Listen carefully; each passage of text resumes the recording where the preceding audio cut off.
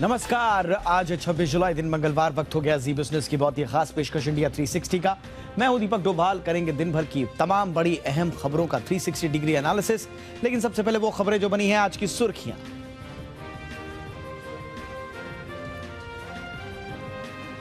दिमाग में केमिकल लोचे की वजह से नहीं होता है डिप्रेशन। अब तक के सबसे बड़े एनालिसिस में बदली दशकों पुरानी परिभाषा। इंडिया 360 में करेंगे चर्चा। डिप्रेशन से बचने के लिए एंटी डिप्रेशन दवाएं कितनी कारगर। चुनावों में मुफ्त की चीजों को देने पर सुप्रीम कोर्ट सख्त। केंद्र सरकार से मांगा जवाब। याचिका में दावा, कर्ज में डूबे राज्य भी दे रहे हैं मुफ्त में चीजें। सरकारी खजाने पर पड़ रहा है दबाव। इंडिया 360 में करेंगे चर्चा। मुफ्त में सुविधाएं देना कैसे इकोनॉमी को लगाता है चूना। इलेक्ट्रिक गाड़ियों में आग लगने की घटनाओं पर सरकार का एक्शन। सीसीपीए ने 4 से 5 कंपनियों को थमाया नोटिस। पूछा क्यों ना की जाए कार्रवाई। मॉनसून सत्र में विपक्ष के हंगामे पर स्पीकर का एक्शन। राज्यसभा से 19 सांसद निलंबित। गुजरात में जहरीली शराब का कहर। बोटाद में मरने वालों का आंकड़ा बढ़कर हुआ 33। कई की हालत गंभीर। 5 लोगों को पुलिस ने हिरासत में लिया। लगातार दूसरे दिन फिसला बाजार। निफ्टी 150 अंक गिरकर 16,500 के नीचे। सेंसेक्स भी 500 अंक लुढ़का। आईटी, फार्मा और एफएमसीजी शेयरों में गिरावट ज्यादा। ऑपरेशन डीमैट डाका का बड़ा असर। ट्विटर पर करीब 7 करोड़ इंप्रेशंस और 39 लाख से ज्यादा रीच। आपके पास भी है शिकायत तो हमें लिखें। जी बिजनेस देगा आपको प्लेटफॉर्म।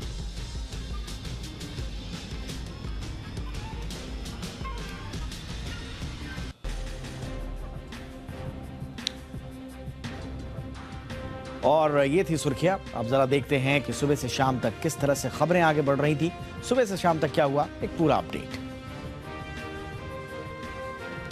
तो सुबह सुबह गुजरात से खबर आई कि यहां जहरीली शराब की वजह से कई लोगों की मौत हो गई है। अब तक मरने वालों का आंकड़ा यहां पहुंच गया है 24। जी हां, बोटाद के बरवाला के अलावा मरने वालों में अहमदाबाद के 4 लोग भी शामिल हैं। दरअसल रविवार की रात बोटाद में जहरीली शराब पीने के बाद करीब 4 दर्जन लोग तबीयत खराब हो गई थी। इन्हें सोमवार सुबह अस्पताल में भर्ती कराया गया। सरकार ने इस घटना की जांच के आदेश एक स्पेशल इन्वेस्टिगेशन टीम के हवाले कर दी है। पुलिस ने गांव में देसी शराब बनाने वाले आरोपियों को गिरफ्तार कर लिया है। बताया जा रहा है कि बोटाद नबुई चौकड़ी के पास एक मकान में अवैध देसी शराब का कारोबार चल रहा था। सुबह के वक्त ही आज ईडी ने दूसरे दिन कांग्रेस अध्यक्ष सोनिया गांधी से नेशनल हेराल्ड मामले में पूछताछ की। सोनिया गांधी अपने बेटे राहुल गांधी और बेटी प्रियंका गांधी के साथ सुबह करीब 11 बजे ईडी दफ्तर में पेश हुई। प्रियंका गांधी एजेंसी के दफ्तर में ही रुकी रही। सोनिया गांधी से ईडी की आज की पूछताछ खत्म हो चुकी है। उन्हें कल फिर से पूछताछ के लिए बुलाया गया है। जिस दौरान सोनिया से पूछताछ हो रही थी उस दौरान कांग्रेस ने देश भर में सत्याग्रह प्रदर्शन भी किया। बाहर कांग्रेस का प्रदर्शन जारी था तो संसद के भीतर हंगामा जारी रहा। मॉनसून सत्र के 7वें दिन आज भी हंगामा बरपा। इसके चलते राज्यसभा से विपक्ष के 19 सांसदों को सस्पेंड कर दिया गया है। सस्पेंड किए गए सांसदों में टीएमसी के सुष्मिता देव, शांतनु सेन, डोला सेन के अलावा मौसम नूर, शांता क्षेत्रीय, नदीमुल हक, अबी रंजन विश्वास शामिल हैं। साथ ही वाम दल के ए वहीम, शिवदासान, डीएमके की कनिमोई और टीआरएस के बीएल यादव शामिल हैं। खास बात यह है कि इनमें कांग्रेस का कोई भी सांसद नहीं है। सरकार का कहना है कि विपक्षी सांसद कार्रवाई में बाधा डाल रहे हैं, तो विपक्ष का आरोप है कि सरकार मुद्दों पर चर्चा करने से बच रही है।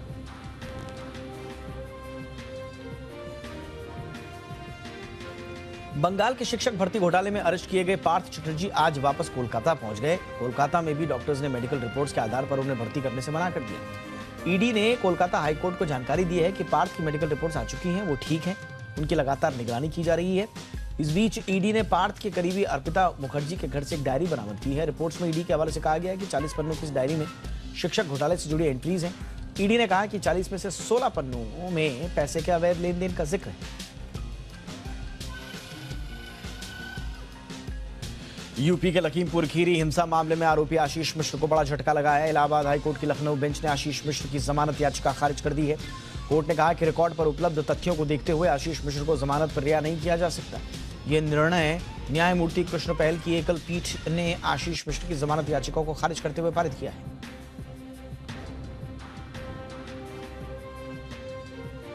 इस बीच हज और उम्रा के लिए प्राइवेट टूर ऑपरेटर्स को लेकर अहम अपडेट आया है।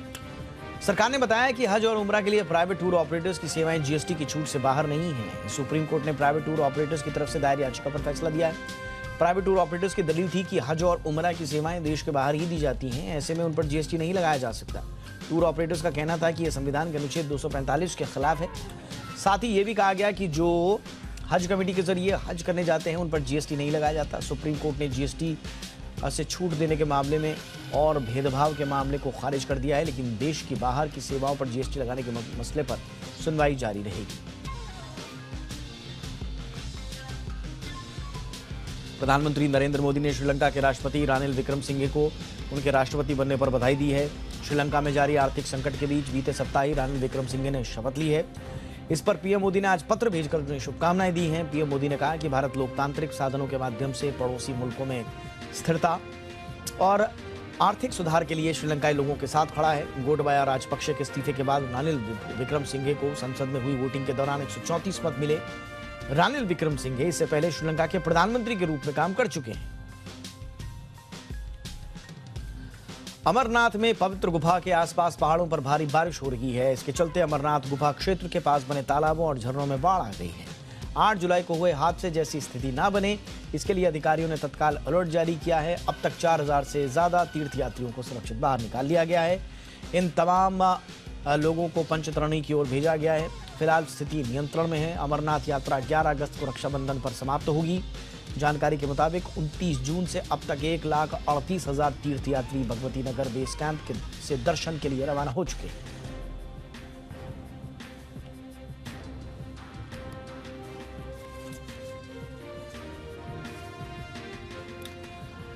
चलिए, तो दिन भर का अपडेट ले लिया। अब आज की कवर स्टोरी।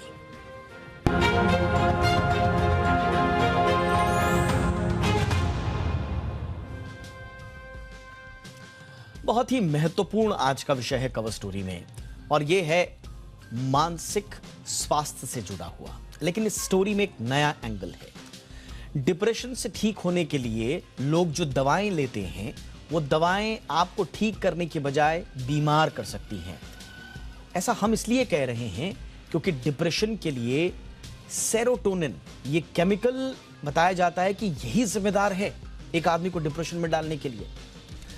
सेरोटोनिन केमिकल में गड़बड़ी की वजह से ही आदमी डिप्रेशन में जाता है। अभी तक की रिसर्चेस और फाइंडिंग्स और दावे यही किए जाते थे, लेकिन हाल ही में वैज्ञानिकों ने डिप्रेशन से जुड़ी 17 से ज्यादा स्टडीज का एनालिसिस किया और पाया कि सेरोटोनिन की मात्रा कम ज्यादा होने का डिप्रेशन से कोई संबंध नहीं है। यह स्टडी इसलिए काफी अहम हो जाती है क्योंकि आज तक जो भी डिप्रेशन की दवाएं बेची जा रही हैं, वो सेरोटोनिन केमिकल के बहाने ही बेची जा रही थी। इंडिया 360 में हम चर्चा करेंगे कि स्टडी के फैक्ट्स कितने पुख्ता हैं, लेकिन पहले यह रिपोर्ट देखिए।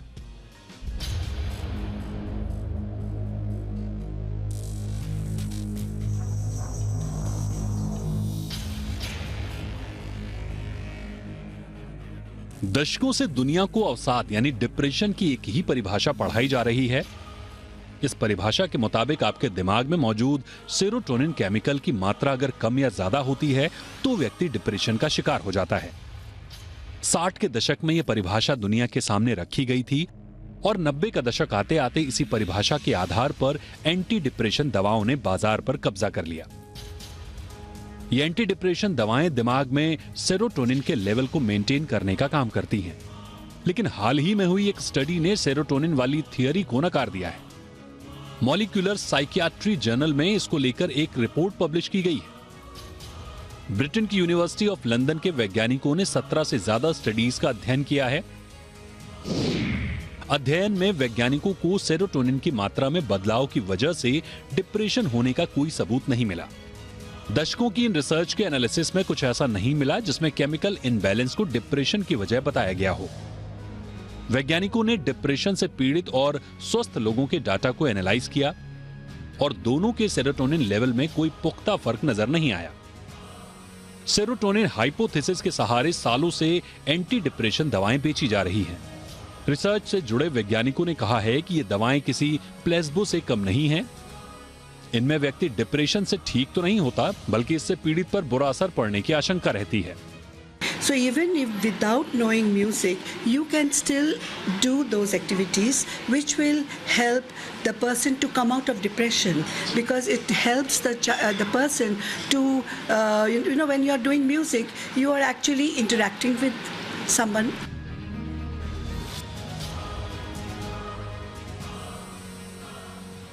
लंदन के वैज्ञानिकों की यह स्टडी इसलिए भी अहम हो जाती है क्योंकि दुनिया भर में 85 से 90% लोग ये मानते हैं कि डिप्रेशन की वजह से केमिकल इम्बैलेंस यानी सेरोटोनिन की कम मात्रा है।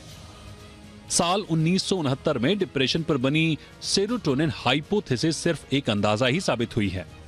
ऐसे में सवाल उठता है कि डिप्रेशन से पीड़ित व्यक्ति इससे ठीक होने के लिए क्या करे। तो इसका जवाब अमेरिका की नॉर्थ ईस्टर्न यूनिवर्सिटी ने अपनी रिसर्च में दिया है। रिसर्च के मुताबिक म्यूजिक थेरेपी इसमें मदद कर सकती है। डॉक्टर भी म्यूजिक थेरेपी का समर्थन करते हैं और अपने आसपास माहौल बदलने की हिदायत देते हैं। स्पेशली म्यूजिक थेरेपी जैसे सेशंस होते हैं, ये एक आपकी बॉडी में सेरोटोनिन एड्रेनलिन रश करते हैं, तो पेशेंट को बहुत ज़्यादा, पेशेंट तो नहीं, मैं कंज्यूमर्स बोलूँगा, इन कंज्यूमर्स को बहुत ज़्यादा एक एनर्जी लेवल होता है। आज के दौर में डिप्रेशन एक बड़ी हेल्थ प्रॉब्लम बनकर सामने आई है। ऐसे वक्त में ये स्टडी काफी मायने रखती है। हालांकि वैज्ञानिकों ने यह भी साफ किया है कि एंटी डिप्रेशन दवाएं लेनी है या नहीं, यह फैसला आपको अपने डॉक्टर को कंसल्ट करने के बाद ही लेना चाहिए। वैज्ञानिकों ने कहा है कि आपको यह पता जरूर होना चाहिए कि केमिकल इनबैलेंस की वजह से डिप्रेशन के कोई सबूत नहीं है और सभी को ये मिसलीडिंग जानकारी आम लोगों को देनी बंद करनी चाहिए क्योंकि इसको लेकर कोई पुख्ता सबूत ही नहीं है। शिवांक मिश्रा, जी मीडिया। चलिए, बहुत खास मेहमान इस वक्त हमारे साथ जुड़ चुके हैं। सर गंगाराम हॉस्पिटल के सीनियर साइकियाट्रिस्ट और Indian association of private psychiatry के general secretary doctor Rajeev Mehta sir हमारे साथ जुड़ चुके हैं। डॉक्टर मेहता, बहुत बहुत स्वागत है सर आपका। सर, अब तक तो यही हम सुनते आए थे कि भाई केमिकल इम्बैलेंस और उसमें भी लो सेरोटोनिन लेवल्स जो हैं वो आपके डिप्रेशन के ट्रिगर्स हैं, उसको कॉज करते हैं। अब ये जो फाइंडिंग्स आई हैं और बड़े जाने माने और बड़े प्रतिष्ठित जर्नल नेचर में छपी हैं, क्या क्या माना जाए सर, इसे किस तरह से लिया जाए? देखिए, अभी हम सिर्फ 17 स्टडीज की बात कर रहे हैं, जो इससे पहले हजारों स्टडीज सेरोटोनिन को कह रही हैं हम उसका क्या करेंगे। नंबर 1, हमें समझना है कि हमें नी जर्क रिएक्शन देकर किसी चीज को सेंसेशनलाइज नहीं करना। सेरोटोनिन एक पुख्ता चीज होती है दिमाग के अंदर जो कि इम्पैक्ट होती है। अगर हम सबसे पहले समझें कि डिप्रेशन है या नहीं, पहली बात, डिप्रेशन एक बिल्कुल बीमारी है। WHO, अमेरिकन एसोसिएशन सारे मानते हैं। तो फिर डिप्रेशन हो कैसे रहा है? पहले थ्योरीज निकली, जब हम ब्रेन को इन्वेस्टिगेट नहीं कर पाते थे तो फ्रॉड की थ्योरी, फ्यूल की थ्योरीज निकली। बट डॉक्टर साहब ये फाइंडिंग कहीं ये नहीं कह रही है कि डिप्रेशन दवाई नहीं है, ये सॉरी बीमारी नहीं है। ये सिर्फ यही कह रहे हैं कि chemical imbalance does not cause depression और एंटी डिप्रेसेंट्स जो हैं वो कोई क्योर नहीं है। ये दो चीजें। यस सर, मैं थोड़ा सा सब्र कर लीजिए, मैं सब चीजों पे आ रहा हूँ। ओके। सबसे पहले फ्रॉइड की थ्योरीज निकली कि उसकी वजह से वो होता है, फिर उसके बाद यूंग निकले, फिर उसके बाद और बहुत सारी साइकोलॉजिकल थ्योरीज आई। फिर जैसे जैसे इन्वेस्टिगेटिव प्रोसेस आते गए तो ब्रेन की थ्योरीज आने लगी। सेरोटोनिन जो है वो एक तरह का रिसेप्टर है सेल पे। जब उसके अंदर की और चीजें देखी गई, माइक्रोग्लाया, एस्ट्रोसाइट्स, तो इम्बैलेंस वहां पर जाकर होता है जेनेटिक रीजंस की वजह से। तो धीरे धीरे हमें बाकी आगे की पढ़ाइयां पता लगती जा रही है। जो अब तक पता लगा, जैसे गैलीलियो से पहले ये मालूम था कि धरती के आसपास सूरज घूमता है। जब गैलीलियो ने ये बताया कि नहीं, ऐसा नहीं है, धरती सूरज के आसपास घूमती है, तो वो भी नहीं माना गया और उनको दंड दे दिया गया। तो चीजें साइंस के अंदर प्रोग्रेस करती हैं, कोई एक 100% पास फूल नहीं है। तो रिसेप्टर्स के आगे की थ्योरीज है, इंट्रासेलुलर मैकेनिज्म्स होते हैं, बहुत सारे प्रोटीन्स होते हैं, अंदर के डैम पाथवे, NLR पाथवे, ऐसे कई सारी चीजें होती हैं जो कि अब आगे निकल कर आ रही हैं और उसकी वजह से डिप्रेशन होता है।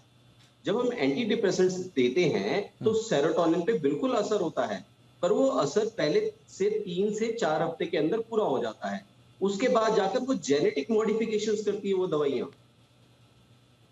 हम इसको डिसएग्री नहीं कर रहे हैं। बट एग्जैक्टली सर, ये फाइंडिंग यही कह रही है कि इनएक्टिव सेरोटोनिन तो कोई कारण है ही नहीं, तो जो दवाएं दी जा रही हैं सेरोटोनिन को एक्टिव करने के लिए या एबनॉर्मली लो हो जाने की वजह से दी जा रही हैं, जब उसका कोई संबंध ही स्थापित नहीं हो पाया तो सेरोटोनिन की फिर दवा का मतलब क्या है? सर, आप ध्यान से समझने की कोशिश करिए कि वो दवाई भी सिर्फ सेरोटोनिन पे काम नहीं कर रही है। अच्छा। वो अब तक लग रहा था कि वो सिर्फ सेरोटोनिन लेवल पे काम कर रही है, दवाई भी उसके अंदर जाके इंट्रासेलुलर मैकेनिज्म्स पे काम कर रही है। उन्होंने ये तो बता दिया कि ये यहाँ पर काम नहीं कर रही, पर वो कहाँ पर काम कर रही है क्या वो भी आपने आर्टिकल में पढ़ा? वो काम और अंदर जाके इंट्रासेलुलर मैकेनिज्म्स पे कर रही है। ये कहने की बात है। हम सिर्फ एक पार्ट को देख रहे हैं कि सेरोटोनिन नहीं है, तो सेरोटोनिन नहीं है तो है क्या? मैं आपसे ये पूछता हूँ, चलिए मैं आप काउंटर क्वेश्चन पूछता हूँ, सेरोटोनिन नहीं है तो क्या है? तो हमें वो भी तो समझना है कि कहां पर जाकर वो दवाई भी आगे और आगे जाके काम कर रही है। जहां अंदर सेल्स के अंदर माइक्रोसाइट्स होते हैं, मैक्रोग्लियाज होते हैं, साइनेप्टोजेनेसिस होती है, एनएलआर पाथवे होता है, डैम पाथवे होता है, ये उन जगह पे जाके भी दवाइयां काम कर रही हैं। बट दवाइयों का भी अगेन सर जहां तक यस सर अगेन सर जहां तक मैंने इसको पढ़ा है, देखिए सेरोटोनिन नहीं है, ये तो इसमें कहीं नहीं लिखा गया, डोपामाइन हो सेरोटोनिन हो वो नहीं है, उस तरह के केमिकल्स ब्रेन में ऐसा कहीं नहीं लिखा है। ये कह रहे हैं सिंपल, जो एसएसआरआईज हैं वो टेम्परेरीली इंक्रीज कर देते हैं सेरोटोनिन की अवेलेबिलिटी को ब्रेन में, ये एसएसआरआईज का जो पूरा कॉन्सेप्ट है। पर ये कह रहे हैं कि but this does not necessary imply that depression is caused by the opposite of this effect. तो बार बार ये यही कह रहे हैं कि सेरोटोनिन की कमी की वजह से या उसमें एबनॉर्मलिटी की वजह से जब डिप्रेशन कॉज हो ही नहीं रहा है तो हम पूरी दवाइयां सिर्फ सेरोटोनिन के आसपास क्यों घूम रहे हैं? यही मैं आपको बारी बारी वही चीज, हम दोनों एक ही पेज पे, अलग अलग नहीं है। ओके। वो सिर्फ एक पार्ट है दवाई का, दवाई भी और ज्यादा काम कर रही है, वो मॉलिक्यूलर एक्शंस पे और आगे काम कर रही है। हम उस पार्ट को भी समझे कि वो सिर्फ सेरोटोनिन एक पार्ट है, वो सेल के अंदर जाके बाकी पाथवेज पे काम कर रही है दवाई। बट क्या सर उनका जो जो जो प्रोजेक्ट की जाती हैं जिस नाम से ये दवाइयां एसएसआरआईज जो हैं, वो क्या वाकई में सेरोटोनिन के अलावा ये बाकी जगह भी काम करेंगी, यह कहकर इनको प्रमोट किया जाता है? या अगर आप देखें तो इनके मूल में, क्योंकि हम तो यही सुनते आ रहे हैं 60 के दशक से, जितना मैं पढ़ रहा हूं 60, 70, 80, 90 के दशक से पूरी दुनिया की फार्मास्यूटिकल इंडस्ट्रीज ने इसको इस तरह से प्रमोट किया कि साहब सेरोटोनिन सेरोटोनिन सेरोटोनिन डोपामाइन। तो क्या ये दवाइयां उनको सिर्फ सेरोटोनिन को मद्देनजर रखकर नहीं बनाई गई हैं? नहीं। अच्छा। उस टाइम जो टेक्नोलॉजी थी वो हमें सिर्फ रिसेप्टर स्पेस तक ही आपको एजुकेट करती थी। अब टेक्नोलॉजी आगे बढ़ चुकी है और उसके बाद हम इंट्रासेलुलर मैकेनिज्म्स पढ़ पाते हैं, तो उस वक्त तक हमें ये समझ में आ रहा था कि दवाइयां सिर्फ यहीं पर काम कर रही हैं और वो सेरोटोनिन की मात्रा को पहले 3-4 हफ्ते तक बढ़ाती हैं, उसके बाद वो कोई असर नहीं करती, उसके बाद वो इंट्रासेलुलर मैकेनिज्म्स पे काम करती है। तो टेक्नोलॉजी जैसे जैसे एडवांस होती गई वैसे वैसे दवाइयों का हमें और आगे पता लगने लगा। जब आप उस पूरे 14 पेज का वो पढ़ेंगे सेरोटोनिन वाला जो अभी पब्लिश हुआ है आर्टिकल, Okay. तो उसके अंदर ये साफ लिखा हुआ है कि सेरोटोनिन से आगे मॉलिक्यूलर मैकेनिज्म पे बढ़ना है हमें। ऑल राइट सर, सिर्फ एक पार्ट पढ़ रहे हैं कि सेरोटोनिन नहीं। All right sir, all right sir. So कुल मिला के अब दोनों पक्ष हमारे सामने हैं, ये जो रिसर्च आई है सामने ये भी हमारे सामने है, और इसके काउंटर में जो डॉक्टर साहब जो बात बता रहे हैं कि सिर्फ सेरोटोनिन ही बोलकर इन दवाइयों को नहीं दिया जाता है बल्कि बाकी इसके आगे भी ये एंटी डिप्रेसेंट दवाएं जो है वो काम करती हैं, तो लिहाजा इसको सिर्फ सेरोटोनिन से जोड़ना ये भी ठीक नहीं है। तो इसके दोनों पक्ष अब हमारे सामने हैं। बहुत बहुत शुक्रिया सर, आपने हमारे लिए वक्त निकाला और इस महत्वपूर्ण मुद्दे पर अपना विश्लेषण दिया, आपका बहुत बहुत शुक्रिया सर। और जरा फटाफट से एक बड़ी खबर का रुख कर लेते हैं। 5G को लेकर एक बहुत बड़ी खबर आ रही है। देश में 15 अगस्त से, जी हां 15 अगस्त से 5G सेवा शुरू हो सकती है। 5G स्पेक्ट्रम पर यह जानकारी टेलीकॉम मंत्री ने खुद दी है। ज्यादा जानकारी के साथ इस वक्त मेरे सहयोगी अमरीश पांडे मेरे साथ जुड़ चुके हैं। अमरीश बताइए क्या खबर है और क्या तैयारी है सरकार की 5G को लेकर? अमरीश से जुड़ने की हम कोशिश कर रहे हैं। तो 5G 15 अगस्त से शुरू हो सकता है, सरकार ने खुद इस बात की जानकारी दी है और अब इसको देखना है कि 5G 15 अगस्त से रोल आउट होने में कोई और बाकी दिक्कतें तो नहीं रह जाती। तो कुल मिला के सरकार ने जो एक लक्ष्य तय किया था लगभग उसकी तरफ बढ़ती हुई सरकार 5G सेवा 15 अगस्त से तैयार शुरू करने की तैयारी, इंटरनेट के एक नए दौर की शुरुआत इसे कहा जाता है। लेकिन बार बार यही कहा जाता है कि तैयारियां करना अभी बाकी है, इंफ्रास्ट्रक्चर से लेकर दुनिया भर की तैयारियां अभी बाकी हैं। तो ऐसे में 15 अगस्त से रोल आउट होने को लेकर अभी क्या क्या चुनौतियां बाकी हैं, क्या उसमें और समय लगेगा, ये देखना बाकी होगा। लेकिन फिलहाल जो आज सरकार की तरफ से रिकॉर्ड समय में स्पेक्ट्रम के आवंटन करने की बात भी समझ में आ रही है, ये फटाफट से जरा इस पर और ज्यादा जानकारी के लिए अमरीश का रुख करते हैं। अमरीश, क्या कह रही है सरकार, क्या तैयारी है 5G को लेकर? कॉन्फिडेंस तो बहुत जबरदस्त दिख रहा है सरकार में। ये बिल्कुल सही कहा आपने। सरकार जो इसके पहले उम्मीद कर रही थी कि 70 से 80 हजार करोड़ इसको राजस्व की उम्मीद है पूरे स्पेक्ट्रम से नीलामी से, तो सरकार अब इस उम्मीद में है कि इसको 1.5 लाख करोड़ से ज्यादा का निवेश या राजस्व आएगा। आज की अगर बात करते हैं तो आज 4 राउंड की बोलियां हुई थी नीलामी की प्रक्रिया में। 4 राउंड की बोली में जो सबसे ज्यादा इंटरेस्ट लोगों ने दिखाया है वो है कर्नाटक, दिल्ली, मुंबई, महाराष्ट्र, इसके अलावा गुजरात सर्किल के लिए। और सबसे ज्यादा जो महंगे हैं वो गुजरात का पूरा जो जिला है, पूरा जो स्टेट है वो है, इसके अलावा महाराष्ट्र का पूरा स्टेट है, दिल्ली का पूरा स्टेट है, और उसके अलावा मुंबई का जो सर्कल है वो सबसे ज्यादा जो डिमांड में रहा था वो है। अगर आज की बात करते तो चौथे दौर की जो समाप्ति थी उसके बाद शाम को अभी प्रेस कॉन्फ्रेंस किया है टेलीकॉम मिनिस्टर अश्विनी वैष्णव ने, और उन्होंने स्पष्ट कहा है कि जिस तरह का रिस्पांस कंपनीज ने दिखाया टेलीकॉम स्पेक्ट्रम के लिए उससे काफी ज्यादा आशान्वित है सरकार, और सरकार को उम्मीद है कि 1.5 लाख करोड़ के आसपास का रेवेन्यू इस पूरे ऑक्शन से मिलेगा। कल भी ये ऑक्शन जारी रहेगा, कल 5वें दौर की जो ऑक्शनिंग वो जारी रहेगी, और संभव है कि 6वें और 7वें दौर में भी वो प्रवेश कर सके, क्योंकि जिस तरह का रेवेन्यू या जिस तरह का इंटरेस्ट कंपनी शो कर रही है उससे सरकार को काफी ज्यादा उम्मीद है। और सरकार ने एक और बात कही है जो कि अहम है, जो कि जी बिजनेस बहुत पहले से रिपोर्ट करता आ रहा था कि 15 अगस्त को शुरू की जा सकती है देश में 5G की सेवाएं, जो कि हमने सबसे पहले एक्सक्लूसिव जानकारी भी दी थी, और अभी भी हमारे सूत्र हमें यही कह रहे हैं कि 15 अगस्त को लाल किले की प्राचीर से संभव है कि प्रधानमंत्री कोई 5G वाली पहली कॉल शुरू कर दे वहां से, क्योंकि ऑलरेडी देश में 14 ऐसे लोकेशन है जहां पे कि 5G के ट्रायल्स चल रहे हैं। उसके अलावा इंडियन जो 5G नेटवर्क सरकार के जो सिस्टम है वो डेवलप कर रही थी, उसका भी ट्रायल अपने आप से चल रहा है। तो सरकार इसको लेकर काफी आशान्वित है, और 15 अगस्त को देश में शुरू होगी देश की पहली 5G सेवा। जी बिल्कुल, देश की पहली 5G सेवा, 5th जनरेशन मोबाइल नेटवर्क का, बेहतर फ्रीक्वेंसी पर काम करने वाला नेटवर्क, अपलोड डाउनलोड स्पीड ज़्यादा बढ़ने की उम्मीद।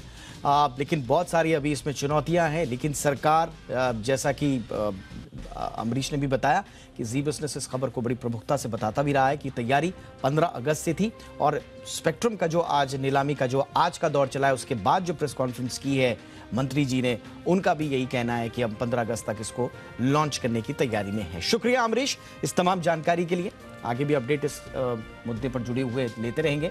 लेकिन फिलहाल अब जरा दूसरी आज की कवर स्टोरी का रुख करते हैं। देश में जब भी चुनाव आते हैं तो पार्टी की तरफ से, तमाम पार्टियों की तरफ से कई तरह के वादे और दावे किए जाते हैं। बीते कुछ सालों में एक नया ट्रेंड भारत की राजनीति में तेजी से उभरा है, और ये ट्रेंड है फ्री बीज का। अब फ्री बीज यानी कि मुफ्त की सुविधाएं, मुफ्त के वादे। अब चुनाव के दौरान फ्री बीज देने की इस प्रैक्टिस पर सुप्रीम कोर्ट ने सख्त रुख अपनाया है। सुप्रीम कोर्ट ने केंद्र सरकार से इस पर जवाब मांगा है। कोर्ट ने कहा है कि वित्त आयोग ये बताए कि पहले से कर्ज में डूबे राज्यों में मुफ्त की योजनाओं का अमल रोका जा सकता है या नहीं। चीफ जस्टिस की अध्यक्षता वाली बेंच ने यह निर्देश उस याचिका पर दिया है जिसमें मुफ्त की चीजें बांटने का वादा करने वाली पार्टियों की मान्यता रद्द करने की मांग उठाई गई है। इस मामले में अगली सुनवाई अब 3 अगस्त को होगी। सुप्रीम कोर्ट के मुख्य न्यायाधीश जस्टिस NV रमन्ना ने भी इसे गंभीर विषय माना है। उन्होंने कहा है कि ये बहुत ही संजीदा मसला है, ये वोटर को घूस देने जैसा है।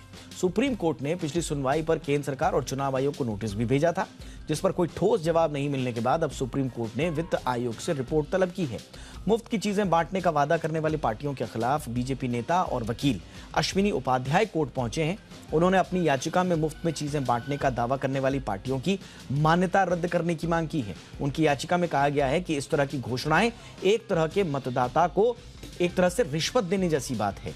ये न सिर्फ चुनाव में प्रत्याशियों को असमान स्थिति में खड़ा कर देती हैं, बल्कि चुनाव के बाद सरकारी खजाने पर भी गैर जरूरी बोझ पड़ता है। अश्विनी ने अपनी याचिका में बताया कि मुफ्त वादों के चलते कई राज्य 70 लाख करोड़ के कर्जे में हैं। उन्होंने दावा किया कि देश में लाखों करोड़ के कर्ज में डूबे राज्य भी वोट के लिए रेवड़ियां बांट रहे हैं और ये चलन बढ़ता जा रहा है। उन्होंने अपनी याचिका में कहा कि इस पर अगर तुरंत रोक न लगी तो भारत में हालात भी श्रीलंका जैसे बदहाल हो सकते हैं। चुनावों में फ्री में चीजें देने का वादा करना धीरे धीरे आम होता जा रहा है। दिल्ली, उत्तराखंड हो, पंजाब हो, कई राज्य हैं जिसमें राजनीतिक पार्टियों ने मुफ्त में सुविधाएं देने का वादा किया। लेकिन सवाल यह है कि जब राजनीतिक पार्टियां इस तरह के वादे करती हैं तो क्या वे सरकारी खजाने पर पड़ने वाले दबाव को देखने या फिर चुनाव जीतने के लिए इस तरह के वादे किए जाते हैं, उसको क्या इग्नोर कर देती हैं? इस पर हम बातचीत करेंगे बड़े विस्तार से। और चर्चा के लिए इस वक्त हमारे साथ वरिष्ठ पत्रकार अकू श्रीवास्तव जी जुड़ चुके हैं। अकू जी, बहुत बहुत स्वागत है आपका। और अकू जी के साथ साथ हम कोशिश करेंगे कि अश्विनी उपाध्याय साहब, जो इस पूरे मामले में पिटिशनर हैं, याचिकाकर्ता हैं, वकील भी हैं, वो भी हमारे साथ जुड़े। लेकिन फिलहाल अकू जी हमारे साथ जुड़ चुके हैं। अब अकू जी, हमने अब कुछ दिनों पहले आरबीआई की रिपोर्ट भी देखी थी कि कैसे देश के 10 राज्य बड़ी विकट स्थिति में हैं और पंजाब जैसे राज्यों में तो स्थिति बहुत ही विकट है, जहाँ पर GDP, debt to GDP ratio अगर आप देखेंगे तो वो इतना ज़्यादा हो गया है कि वहाँ पर वित्तीय अस्थिरता का माहौल आ सकता है। डूबे हुए हैं कर्ज में राज्य, और इन राज्यों में पार्टियां उसके बावजूद फ्रीबीज दे रही हैं। और अगर यहां कोई चुनाव होता है तो उसमें धड़ल्ले से, पूरी शिद्दत से मुफ्त योजनाओं का प्रचार प्रसार भी करती हैं और उनका वादा भी करती हैं। तो क्या अर्थव्यवस्था के लिए बेहद नुकसानदेह है ये योजनाएं?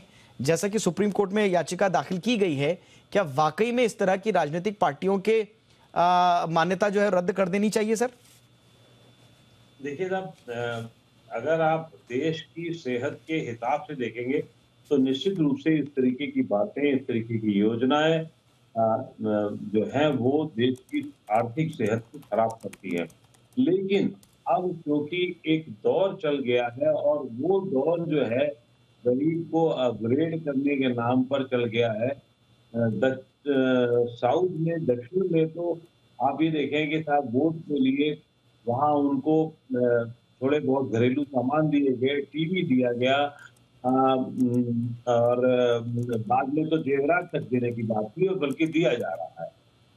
नॉर्थ में अभी बिजली पानी का मामला हुआ है कि बिजली देंगे, पानी देंगे, बिजली फ्री देंगे, यूनिट तक पानी फ्री दिया जाएगा, 1 यूनिट तक, और काफी कुछ उससे लोगों को राहत भी होती है।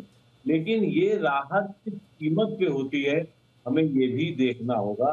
और आपको याद दिलाएं, आज से 40 साल पहले भी ये प्रक्रिया थी, लेकिन बाद में वर्ल्ड बैंक और क्योंकि जब सेहत खराब होने लगी, आर्थिक स्थितियों खराब होने लगी, तो उनकी सलाह पर इसको बड़े पीछे किया गया था।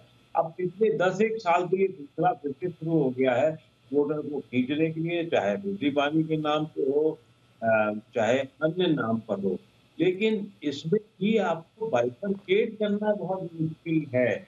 आप जो जेन्युइन है, मुझे जैसे आदमी को भी अगर बिजली फ्री दी जाती है, जो निश्चित रूप से मैं दिल्ली में रहता हूँ, मुझे मिल जाती है, तो वो कभी-कभी मतलब जो एक पीरियड होता है जाड़े का, तो 2 महीने हो सकता है मुझे भी बिजली फ्री मिल जाए, ज्यादा नहीं कर जाएगा, तो मुझे ऐसी क्या जरूरत है? वो एक बाइफरकेशन बहुत जरूरी है। गरीब आदमी को किसी योजनाओं के तहत में अगर आप मान लीजिए पढ़ाई के लिए देते हैं या किसानों को देते हैं एक तरीके की जो देश के लिए जरूरत है, और पूरी दुनिया में किसानों को सब्सिडी दी जाती है। लेकिन आप मेरी मनोरंजन के लिए अगर आप मुझे टीवी देंगे या शादी के लिए, नहीं, बट सर ये बड़ा दिलचस्प है सर। अभी आरबीआई ने देश के जो 5 राज्यों का जिक्र किया, जो धीरे धीरे डेट ट्रैप में फंसते जा रहे हैं, उसमें बिहार, केरल, पंजाब, राजस्थान और पश्चिम बंगाल जैसे राज्यों का जिक्र किया गया है। और इसमें अगर आप पंजाब की स्थिति देखेंगे सर, तो इसमें जो किसानों को सिंचाई के लिए मुफ्त बिजली दी जा रही है, उसका खास तौर से इसमें एक रोल माना जाता है कि वहां पर जो कर्ज के तले जो दब रहा है राज्य, वो एक बहुत बड़ा उसमें है। तो ये स्थिति ऐसा नहीं है कि खास तरह के मुफ्त योजना को लेकर है और दूसरी तरह की नहीं, लेकिन ये बड़ा विचित्र है यहाँ पर। ये थोड़ा अच्छा, अश्विनी जी हमारे साथ जुड़ चुके हैं इस वक्त। अश्विनी जी, आपको क्यों लगा, आपको क्यों ये सजेस्ट करना पड़ा या याचिका दायर करनी पड़ी कोर्ट में कि जो लोग इस तरह की मुफ्त योजनाओं के राजनीतिक दल घोषणाएं करते हैं, उनकी मान्यता रद्द हो जानी चाहिए?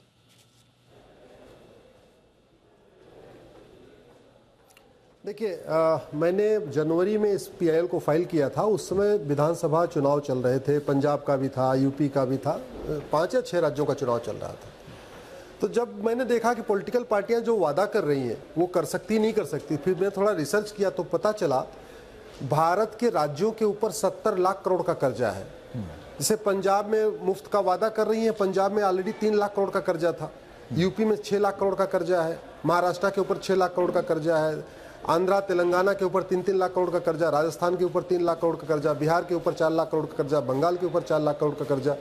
अगर आप ऐसे देखते जाइए, आपका केरल के ऊपर 2.5-3 लाख करोड़ का कर्जा, छोटा सा राज्य केरल है, और दिल्ली जो छोटा सा राज्य है उसके ऊपर 50,000 करोड़ का कर्जा। तो टोटल 70,000 करोड़ का कर्जा है। पॉलिटिकल पार्टियां वादा कर रही हैं, उन ये नहीं बता रही कि कैसे लागू करेंगी। मतलब वो कहते नहीं, उधार लेके घी पीने वाली बात। हम वो उधार लिए जा रहे हैं, घी पीते जा रहे हैं। अगर ये सिचुएशन कंटिन्यू रही तो कल को हमारा हाल वही हो जाएगा जो लंका में चल रहा है। सिचुएशन एकदम आउट ऑफ कंट्रोल हो जाएगी। बट इसलिए मैंने पीआईएल फाइल किया। बट सर, भारत को एक वेलफेयर स्टेट, सर हम तो एक वेलफेयर स्टेट है ना सर, हम तो एक वेलफेयर स्टेट है सर। हमको किसानों को सिंचाई के लिए मुफ्त बिजली भी देनी है, हमको उज्ज्वला योजना के तहत लाभार्थियों को जो है मुफ्त सिलेंडर भी देने हैं, हमको 60 साल से अधिक उम्र की महिलाओं के लिए सार्वजनिक परिवहन में व्यवस्थाएं भी करनी है। और ये सारी पार्टियां करती हैं सर, इसमें आम आदमी पार्टी हो, इसमें कांग्रेस हो, इसमें बीजेपी हो, सब करते हैं। तो आप एक तरह से कह रहे हैं कि हर पार्टी की मान्यता रद्द कर दें। समझिए दीपक जी, नहीं, आप अंतर समझिए। हमारे संविधान में कुछ फंडामेंटल राइट है। फंडामेंटल राइट क्या है? Right to clean air, right to clean water, right to health, सड़क, स्कूल, राइट, हॉस्पिटल, ये सब कॉन्स्टिट्यूशन के बेसिक पार्ट है, फंडामेंटल राइट है। तो सरकारों द्वारा अच्छा स्कूल बनवाना, अच्छी सड़क बनवाना, हॉस्पिटल बनवाना, और चूंकि अगर धुएं से लोगों का स्वास्थ्य खराब हो रहा है तो उज्ज्वला सिलेंडर दे देना, बिजली कनेक्शन पहुंचा देना, घर घर पानी पहुंचा देना, ये बातें मुफ्तखोरी में नहीं कहलाएगी। ये तो वेलफेयर स्टेट का पार्ट है। ये मुफ्तखोरी कहलाएगी कि मैं आपको मंगलसूत्र दूंगा, मैं आपको चेन दूंगा, मैं आपको अंगूठी दूंगा, मैं आपको स्कूटी दूंगा। अरे भैया, बेसिक रिक्वायरमेंट पूरी नहीं कर पा रहे हो जो कॉन्स्टिट्यूशन कहता है। आप right to air, right to health, right to water, right to schooling, right to quality education आप पहुंचा नहीं पा रहे हो। सरकारी हॉस्पिटल बदहाल है, वहां कोई इलाज नहीं कराना चाहता। सरकारी स्कूल बदहाल है, कोई बच्चों को पढ़ाना नहीं चाहता। सर आपने बहुत सही कहा, आपने डिफरेंशिएट बहुत अच्छे से किया सर, लेकिन जितनी चीजों का आपने नाम लिया कि वो नहीं आनी चाहिए वेलफेयर स्टेट के दायरे में, अगर इस परिपाटी पे देखेंगे सर तो सब आ रही हैं इसमें। आप देखिए, आपने मुफ्त स्कूटी का वादा किया, बीजेपी ने यूपी में किया मुफ्त स्कूटी का वादा, दूसरी योजनाओं को देख ले तो कोई पार्टी नहीं बच रही है सर। तो आप चाह रहे हैं कि हर पार्टी पर कार्रवाई हो? दीपक जी, मैं 125 के आसपास पीआईएल फाइल कर चुका हूं। मैं कोई भी पीआईएल फाइल करते समय किसी पार्टी के बारे में नहीं सोचता। बिल्कुल, पार्टी के ऊपर क्या असर होगा मेरा नहीं। मैं भारत का नागरिक हूं, भारत को बचाने के लिए जो कर्तव्य है मैं अपना पूरा कर रहा हूं। पीआईएल फाइल करते समय मैं कांग्रेस, बीजेपी, सपा, बसपा के बारे में सोचता ही नहीं। नहीं, मैं सर, मैं छोटी, हाँ बिल्कुल, नहीं अश्विनी जी, मैं आपकी किसी पार्टी से संबद्धता की वजह से ये नहीं कह रहा हूं। मैं ये कह रहा हूं कि ऐसे में तो पॉलिटिकल सिस्टम ही नहीं रहेगा। आपकी याचिका पर अगर गौर करें या वो इंप्लीमेंट होगी तो कोई पॉलिटिकल पार्टी नहीं बचेगी, सबकी मान्यता रद्द करनी पड़ेगी। मैं ये कह रहा हूं। बड़ी सीधी सी बात नहीं। अगर जी आ रहा हूं सर, आ रहा हूं सर आपके पास। अरे जब देश बर्बाद हो जाएगा, देश बैंकरप्ट हो जाएगा। आज की डेट में दीपक जी आप ये बताइए, कौन सा ऐसा राज्य है जो कर्जे में नहीं है? बिल्कुल तो कर्जा लेके घी पिलाना ये तो मैं अच्छा नहीं मानता। हमारे जेब में पैसा नहीं है 1000 रुपए और मैं मर्सिडीज खरीदने चल दूं तो फिर तो बैंकरप्ट वाली बात है। Absolutely, I agree sir. बहुत इंपॉर्टेंट बात आपने बोली। बिल्कुल सर, आपने बहुत इंपॉर्टेंट बात बोली। और इन फ्रीबीज की वजह से, अश्विनी जी बिल्कुल आपने सही कहा, और इन फ्रीबीज की वजह से 5 राज्यों का नाम तो मैंने लिया, बिहार, केरल, पंजाब, राजस्थान, पश्चिम बंगाल, इसके अलावा 5 और राज्य हैं जिसमें यूपी भी शामिल है। इन 10 राज्यों में आप देखिए कि इन फ्रीबीज की वजह से न सिर्फ वहां की वित्तीय हालत पर बोझ पड़ रहा है, बल्कि अगर आप इनके आमदनी और खर्च का प्रबंधन भी ठीक से नहीं कर पाए तो स्थिति और विकराल हो जाती है। बहरहाल ये उस दूसरे मसले से जुड़ा हुआ है, लेकिन ये पूरी चेन है। अकू सर, आप कुछ कहना चाह रहे थे? Yes sir. नहीं, मेरा मानना ये है कि ये एक मतलब कैसे सबसे बड़ी समस्या इस देश में यही आने वाली है कि क्या फ्रीबीज है और क्या नहीं फ्रीबीज है। अश्विनी उपाध्याय जी के हिसाब से फ्रीबीज ये हो सकती है और भू श्रीवास्तव के हिसाब से ये फ्रीबीज नहीं हो सकती है। तो इसको कौन तय करेगा? इलेक्शन ये इसका हल नहीं है कि आप मान्यता रद्द कीजिए। इसका हल ये है कि आप एक सीमा तय करें। स्कूटी के लिए लोग कह सकते हैं कि साहब हम महिला को इम्पावर कर रहे हैं। अभी कांग्रेस ने जिस तरीके से घोषणा चलाई थी कि स्कूटी देंगे, वो बात दूसरी की, देने लायक की स्थिति में नहीं रहे वो। लेकिन अगर देने लायक की स्थिति में होती तो बैंकरप्सी बहुत तेजी से बढ़ सकती थी, या फिर समाज में ही विद्वेष हो सकता था कि मुझे मिली और तुम्हें नहीं मिली। आप किसी वर्ग को, किसी समाज के किसी हिस्से को जब आप कुछ देते हैं, ये ठीक है कि गरीब आदमी को एक लिमिटेड, मैं फिर इस शब्द को इस्तेमाल कर रहा हूँ, गरीब आदमी को जो बीपीएल में है उसको एक हिस्से को आपको देना होगा, उसे ऊपर लाने के प्रयास करने होंगे, तो वो तब तक तो ठीक है। लेकिन जैसे ही मुझे खुश करने के लिए, आप वोट बैंक में लाने के लिए, अब आप ओल्ड पेंशन स्कीम ले आए भाई साहब, लोग खुश करने के लिए फ्रीबीज ही तो है वो, और क्या। आपने नाम नहीं लिया, अश्विनी उपाध्याय जी ने भी नाम नहीं लिया, लेकिन ओल्ड पेंशन स्कीम क्या है? फ्रीबीज ही है। मेरा तो मानना है कि पेंशन में भी एक तरीके का कैप लगना चाहिए। अगर आदमी की तनख्वाह मतलब रिटायर होता है, नौकरी में है, तो माना जाता है कि पारिवारिक जिम्मेदारियों से मुक्त हो गया होगा, मकान उसके पास हो गया होगा, तो 30, 40, 50, 60 हजार रुपए उसको पेंशन से ज्यादा क्यों जरूरत है? बिल्कुल सर। 1 लाख मान लीजिए, लेकिन लोगों को 2.5 लाख और नेताओं को 8-8 लाख, 6 लाख मिल रही है। क्यों मिल रही है? बिल्कुल सर, बिल्कुल, ये बहुत महत्वपूर्ण है। और आप सुप्रीम कोर्ट ने अब सरकार से जवाब मांगा है। कम से कम इस याचिका के बहाने अब जो राज्यों की वित्तीय स्थिति जो गड़बड़ा रही है, जिस पर किसी का ध्यान है नहीं, दरअसल आरबीआई अपनी रिपोर्ट कब का जारी कर चुका है। हम लोगों ने रिपोर्ट दिखाई है कि कर्ज के बोझ के तले राज्य दबे जा रहे हैं, और ये याचिका भी कहती है कि श्रीलंका जैसी स्थिति ना आ जाए इनमें। तो कम से कम इस पर लोगों का ध्यान जरूर जाए, ताकि वित्तीय प्रबंधन, खर्च और आमदनी का जो प्रबंधन है फ्रीबीज के अलावा भी, उस पर जरा लोगों का ध्यान जाए, इसलिए बड़ा इंपॉर्टेंट है। अश्विनी जी, आप कुछ कहना चाह रहे थे सर?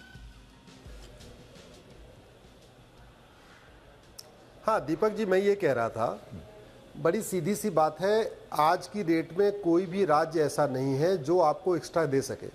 हमारे राज्य सरकारें सब कुछ उधार लेके बना रही हैं। कहीं कोई वर्ल्ड बैंक से ले रही है, कोई अमेरिका से उधार ले रहा है, कोई जापान से उधार ले रहा है। हम सड़क बनाते हैं उधार लेके, हम क्या बोलते हैं एयरपोर्ट बना रहे हैं उधार लेके, हम मेट्रो बिछा रहे हैं उधार लेके, हम जितने भी प्रोजेक्ट हैं सारे उधारी में, इसके बावजूद हम फ्री में देने के लिए तैयार बैठे हुए हैं। तो ये नैतिकता के आधार पे कोई पॉलिटिकल पार्टी नहीं मानेगी, इसीलिए मैंने पीआईएल फाइल किया। आज माननीय सुप्रीम कोर्ट ने इलेक्शन कमीशन से पूछा what is your opinion. Election commission ने बोला it's very serious matter, it's very important matter. Supreme court ने सेंट्रल गवर्नमेंट से पूछा what is your opinion. Central government का it's very important, very serious. हमारे पीछे कपिल सिब्बल साहब बैठे हुए थे, हमारे मैटर के बाद उनका मैटर आना था नेक्स्ट, वो वेट कर रहे थे अपने मैटर का। बोला mister Sibal you are parliamentarian, what is your opinion. Sibal साहब उठे, बोले milord it's very important, it's very urgent, very important matter, it must be looked into. तो फिर सुप्रीम कोर्ट ने कहा जब सब लोग ये कह रहे हो बड़ा इंपॉर्टेंट है, बड़ा अर्जेंट है, हमारी हालत खराब हो चुकी है, जेब में पैसा नहीं है, और हम जेब में पैसा नहीं है फिर भी हम मालपुआ खिलाने की आदत डाल रहे हैं लोगों में, तो पैसा आएगा कहां से? आखिर कितने दिन हम उधार लेंगे? एक तो लिमिट आएगी ना दीपक जी, जब विदेश जो बाहर के देश हैं या वर्ल्ड बैंक को उधार देना बंद कर देगा, और हमारा लगभग 25-30% तो जो हम उधार लेते हैं वो ब्याज चुकाने में चला जा रहा है। एब्सोल्युटली सर, ये सिचुएशन हो गई बिल्कुल, और ये बड़ा इंपॉर्टेंट है। अच्छा, राज्यों का, चलिए केंद्र तो देखिए, हालांकि ये केंद्र पर भी लागू होता है, ये सब जानते हैं, केंद्र पर भी लागू होता है, लेकिन केंद्र के पास एक विंडो है। अब केंद्र के पास ये विंडो है कि उनके पास इनकम टैक्स कलेक्शन है, नोट छापने जैसे विकल्प है, लेकिन राज्यों के पास आमदनी के बहुत सीमित साधन है। तोल मोल कर इस्तेमाल करना बहुत जरूरी है। और यहां जो आरबीआई की रिपोर्ट कहती है वो ये कहती है कि इन राज्यों का खर्च जो है वो 90% रेवेन्यू एक्सपेंसेस यानी कि सैलरी, पेंशन, सब्सिडी वगैरह में जा रहा है। आप कंस्ट्रक्टिव कोई काम नहीं कर रहे हैं जो वापस आपके पास आए, तो इसलिए आपकी स्थिति और खराब है राज्यों की। तो इस मामले में समझना पड़ेगा। मैं जो कह रहा हूं कि अश्विनी उपाध्याय जी की ये याचिका, इसके पॉलिटिकल जो बहस होंगे, मुबाहिसे होंगे, वो अलग चीज है, लेकिन अगर आप इसके इकोनॉमिक एस्पेक्ट्स को देखेंगे तो पाएंगे कि बहुत इंपॉर्टेंट है बहस होना कि राज्यों की वित्तीय सेहत में क्या फ्रीबीज कोई विपरीत भूमिका निभा रही हैं, और अगर ऐसा निभा रही हैं तो फिर इस पर चर्चा भी होनी चाहिए और कोई ठोस नतीजा भी निकलना चाहिए। बहरहाल बहुत बहुत शुक्रिया आकू सर, आपने वक्त निकाला। अश्विनी जी, आपने भी वक्त निकाला, thank you so much sir. स्वागत है। कमर्शियल प्रॉपर्टीज में रेंटल ग्रोथ के मामले में बेंगलुरु एशिया पैसिफिक क्षेत्र में सबसे अव्वल है। जी हां, बेंगलुरु में ऑफिस रेंटल की ग्रोथ सालाना 12% है, तो वहीं दिल्ली एशिया पैसिफिक क्षेत्र में 10वां सबसे महंगा कमर्शियल रेंटल प्रॉपर्टी मार्केट है। Knight Frank Asia Pacific prime office rental index, ये वो इंडेक्स है जिसमें ये जानकारी सामने आई है। पूरी अपडेट हम ले रहे हैं, दीपक यादव से मेरे सहयोगी हैं। दीपक, कोरोना के बाद तो हम देख रहे थे कि भाई लोगों में अब एक तो वर्क फ्रॉम होम का चलन हो गया, तो ये बहस होती थी कि भाई वर्क फ्रॉम होम आएगा तो फिर लोग कमर्शियल रेंटल की तरफ शायद कम जाएंगे, ऑफिसेस में शायद कम जाएंगे, लेकिन ये रिपोर्ट तो कुछ विपरीत आंकड़े पेश कर रही है। क्या इसकी वजह है, और खासतौर से बेंगलुरु और दिल्ली में ऐसा क्या हो रहा है कि यहाँ पर ग्रोथ दिख रही है? देखिए, ग्रोथ दिखने का एक सबसे बड़ी वजह तो ये भी है कि हमारा कंपैरिजन किससे है। हमारा कंपैरिजन 2021-2020 से है, जब पूरी दुनिया ऑलमोस्ट ठप थी, लेकिन फिर भी जो रिकवरी होती हुई दिख रही है वो बहुत ही शानदार होती हुई दिख रही है। जैसा कि आपने बताया ही कि बेंगलुरु में जो सालाना रेंटल है उसमें ग्रोथ 12% देखने को मिली है। मुंबई में यही ग्रोथ 7% है। दिल्ली में बहुत ज्यादा नहीं हुई है, लेकिन दिल्ली में एक अलग चीज जो हुई है कि दिल्ली में अगर आप Asia Pacific commercial office rent की अगर बात करें तो वो 10वां सबसे महंगा मार्केट है। यानी अगर आपको मैं वैसे बताना चाहूं तो 10वां सबसे महंगा मार्केट है। दिल्ली एनसीआर में सालाना कमर्शियल जो किराया है वो 4078 रुपए पर स्क्वायर फीट सालाना है। यानी आप 1 स्क्वायर फीट अगर जगह लेते हैं तो साल भर में आप उस 1 स्क्वायर फीट जगह के लिए 4078 रुपए पे करते हैं दिल्ली में। वही मुंबई में 3622 रुपए है, बेंगलुरु में वही 1620 रुपए है। 12 महीने में, अगले 12 महीने का जो फोरकास्ट देखने को मिला है उसमें भी मुंबई में और बेंगलुरु में ग्रोथ बढ़ती हुई दिख रही है, लेकिन दिल्ली में प्रॉपर्टी महंगी जरूर है लेकिन यहां पर ग्रोथ नहीं दिख रही है, बाकी और डिप्रिसिएशन होता हुआ नजर आ रहा है। अब जब ये बात होती है कि सबसे महंगा किराया है, सबसे ज्यादा ग्रोथ है, तो ये भी जानने की इच्छा होती है कि कहां सबसे ज्यादा किराया है। तो आपको बता दूं, इस पूरी रिपोर्ट में हांगकांग एक ऐसा मार्केट है जो एशिया पैसिफिक क्षेत्र में सबसे महंगा मार्केट निकल कर आया है। इसमें जो महीने का किराया है दीपक, मैं आपको बताऊं, 14,000 रुपए पर स्क्वायर फीट है एक साल के लिए। बहुत बहुत शुक्रिया दीपक इस तमाम जानकारी के लिए। तो हम कई दिनों से देख रहे हैं कि प्रॉपर्टी सेक्टर में कुछ अच्छे इंडिकेटर्स सामने आ रहे हैं, जिससे ये पता चलता है कि आफ्टर कोविड जो रिकवरी हो रही है रियल एस्टेट की, मैं प्रॉपर्टी की बात नहीं, रियल एस्टेट की, वो ज़बरदस्त हो रही है, और ये रिपोर्ट भी कुछ इसी ओर इशारा करती हुई। बहरहाल आगे बढ़ते हैं।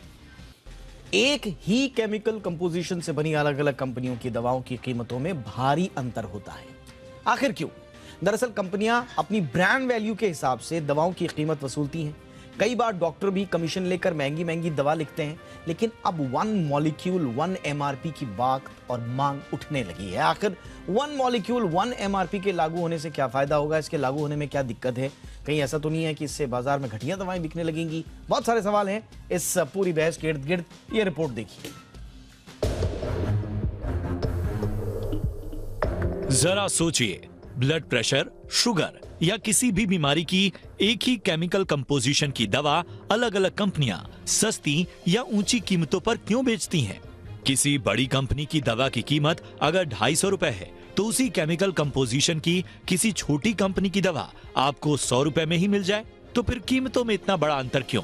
ये एक अहम सवाल है, लेकिन अब इस मुद्दे पर बात होने लगी है। खासकर नॉन शेड्यूल्ड मेडिसिन को लेकर छोटी और मजली फार्मा कंपनियों ने सरकार के सामने अपनी बात रखी है। सरकार से इनकी 1 मॉलिक्यूल 1 MRP करने की डिमांड है। अगर सरकार ये डिमांड मान लेती है तो इसका सीधा फायदा कंज्यूमर को मिलेगा। बड़ी फार्मा कंपनियों की मोनोपोली कम होगी, छोटी फार्मा कंपनियों को उभरने का मौका मिलेगा, साथ ही मरीज की सस्ती दवाओं तक पहुंच हो सकेगी। सो अलग छोटी और मझली फार्मा कंपनियों ने ऐसे समय में ये सवाल क्यों उठाया है, इसे समझना होगा। दरअसल बड़ी फार्मा कंपनियों की मार्केटिंग स्ट्रेटजी आक्रामक होती है, बड़ा मार्केट कैपिटल होता है, प्रचार प्रसार के साथ साथ उनके मेडिकल रिप्रेजेंटेटिव की हर डॉक्टरों तक पहुंच होती है। वो बड़े पैमाने पर कमीशन बांटती हैं, इसीलिए डॉक्टर उनकी दवाएं अधिक लिखते हैं। हमारे यहाँ डॉक्टर की पर्ची पर दवाएं ली जाती हैं, न कि केमिकल कंपोजिशन देखकर कोई दवा लेता है। अगर कोई दवा नहीं मिलती है तो मरीज 1-2 दिन का वेट कर लेते हैं, लेकिन दवा वही लेते हैं जो डॉक्टर ने लिखी है। जाहिर है बड़ी कंपनियां महंगी दवा बेचकर ये खर्चे निकाल लेती हैं, लेकिन छोटी और मझली फार्मा कंपनियां यही मात खा जाती हैं। मार्केटिंग स्ट्रेटजी और कमीशन देने में पीछे रह जाती हैं, इसीलिए इनकी दवा सस्ती होने के बावजूद डॉक्टर इनकी दवाएं नहीं लिखते। ये एक बड़ी वजह है 1 मॉलिक्यूल 1 MRP की बात उठी है।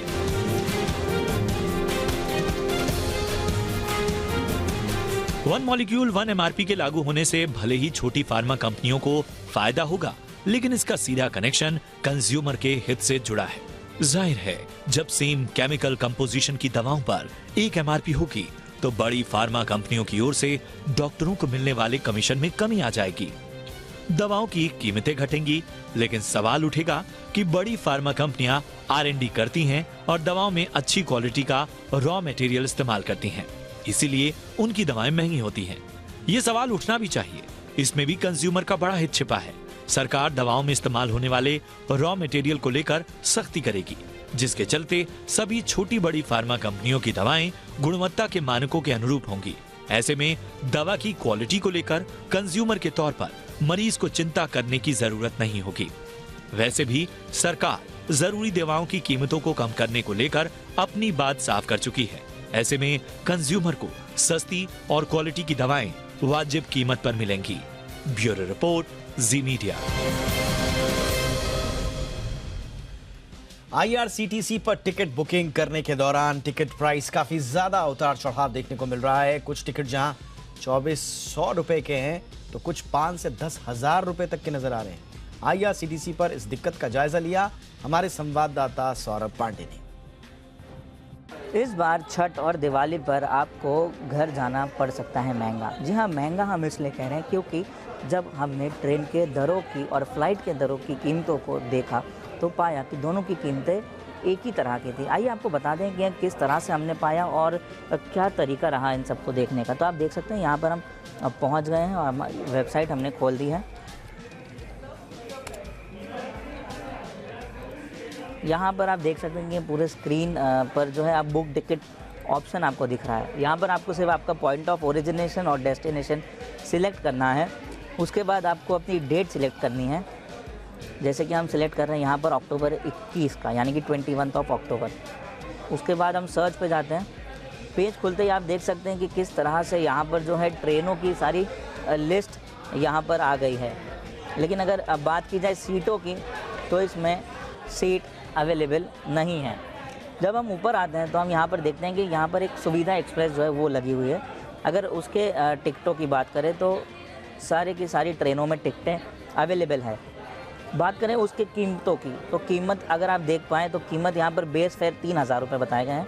रिजर्वेशन चार्ज है, GST है, सुपरफास्ट चार्ज है और डायनामिक फेयर है। आपको बताएं डायनामिक फेयर जो है काफ़ी गौर करने वाला चीज़ है, जहाँ पर बेस फेयर का दुगना अगर बात कर पाएँ तो दुगना कीमत आपसे डायनामिक फेयर के तौर पर वसूला जा रहा है। वहीं जब हम आते हैं यहाँ पर फ़्लाइट टिकट्स के लिए तो आपको बताते हैं कि फ़्लाइट टिकट्स की क्या यहाँ पर कीमतें चल रही हैं। तो आप देख सकते हैं यहाँ पर हमने अपनी वेबसाइट खोल दी है। उसके बाद ये देखिए हमारा वेबसाइट कुछ इस तरह से दिख रहा है। हमने यहाँ पर पॉइंट ऑफ ओरिजिनेशन और डेस्टिनेशन डाल दिया है, हमने डेट डाल दिए हैं और ये रहा फ़्लाइट सर्च रिज़ल्ट्स। जैसे कि आप देख पा रहे हैं यहाँ पर भी फ़्लाइट में भी उसी तरह की कीमतें जो हैं वो यात्रियों से वसूल करने के लिए लगाई गई है। ऐसे में अगर अब बात करें यात्रियों की तो यात्रियों के मन में यही बात आती है कि सरकार को सुविधा के रूप में किस तरह से इतनी कीमत जो है वो ले रही है। यात्रियों का मानना है और उनका कहना है कि सरकार को इन सारी चीज़ों पर गौर करना चाहिए और उनकी जेबों पर राहत देने की कोशिश करनी चाहिए। सौरभ पांडे, जी मीडिया, मुंबई। आज शहीदों को याद करने का दिन है। 23 साल पहले आज ही के दिन भारतीय सेना के शूरवीरों ने कारगिल की चोटियों पर धोखे से घुसे आतंकियों के भेष में पाकिस्तानी सेना को खदेड़ दिया था। इस मौके पर कारगिल के द्रास में वीर सैनिक जमा हुए और जहां पर उन्होंने करीब 2 महीने तक जंग लड़ी थी।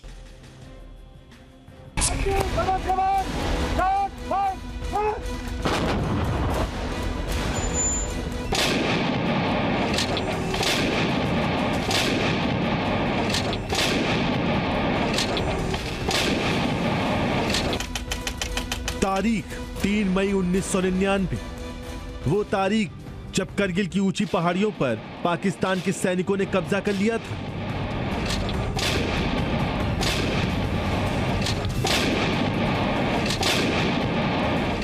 जिसके बाद 18,000 फीट की ऊंचाई पर तिरंगा लहराने के लिए भारतीय सेना के शूरवीरों ने ऑपरेशन विजय का इतिहास रचा।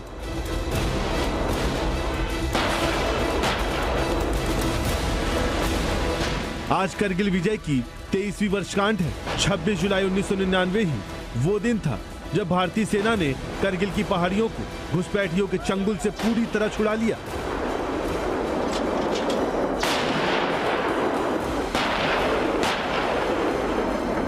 हिंद के सूरवीरों ने घुसपैठिए बनकर आए पाकिस्तान फौजियों को छक्के छुड़ा दिए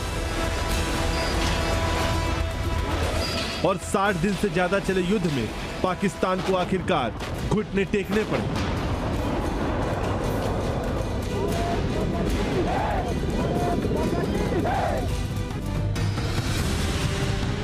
उन्नीस में पाकिस्तान सेना ने धोखे से Batra peak, tiger hills, Mushkoh valley, Tololing peak, इन सभी चोटियों पर कब्जा कर लिया था। इन सभी चोटियों से पाकिस्तानी सेना को पीछे धकेला गया। भारतीय वायुसेना ने पाकिस्तान के खिलाफ तब MiG-27 और MiG-29 लड़ाकू विमानों का इस्तेमाल किया।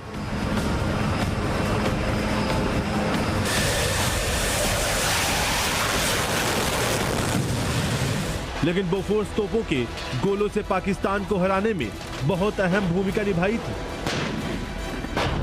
13 जून को भारतीय सेना ने द्रास सेक्टर में तोलोलिंग पोस्ट पर तिरंगा फहराया था। फिर 24 जून को टाइगर हिल्स पर भारत की बढ़त शुरू हुई थी।